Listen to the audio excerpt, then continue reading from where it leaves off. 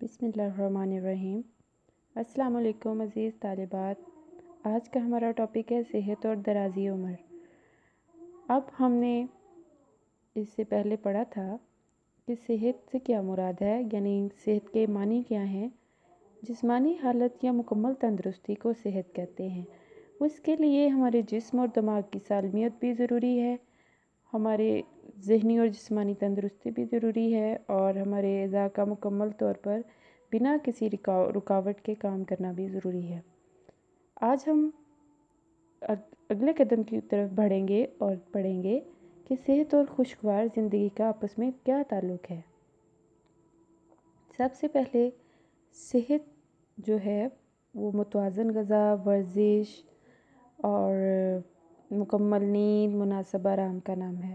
یعنی اگر ہم ان 3-4 اصولوں کو زندگی میں شامل کر لیں، 3-4 چیزوں کو اپنا لیں تو ہماری صحت بہتر ہو سکتی ہے۔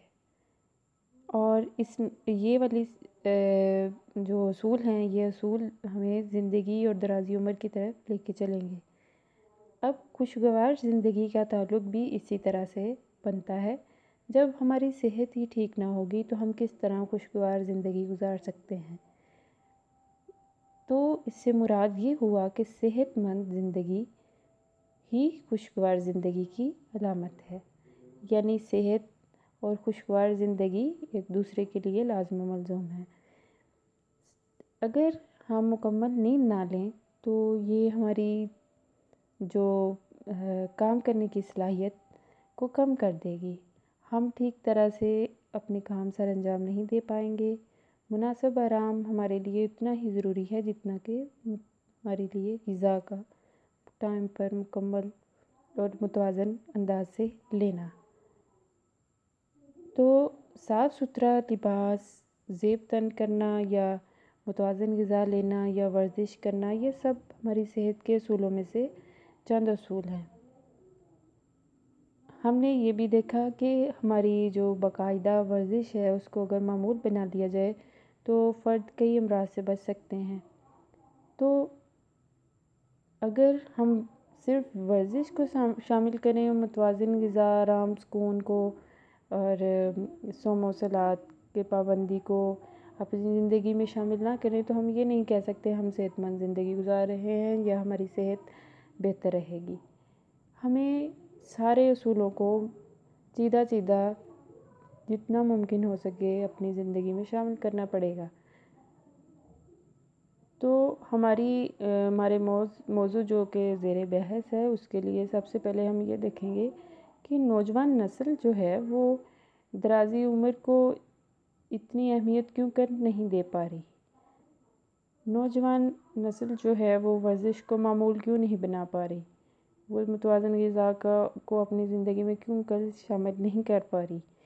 اس کی وجہ یہ ہے کہ اکثر ہم نے دیکھا ہے کہ بچے کمپیوٹر کے آگے بیٹھتے ہیں یا مسلسل کئی گھنٹوں تک موبائل یوز کرتے ہیں، یا یہ کہہ لیجئے کہ وہ ٹی وی دیکھنا پسند کرتے ہیں یا گیمز کھیلنا پسند کرتے ہیں۔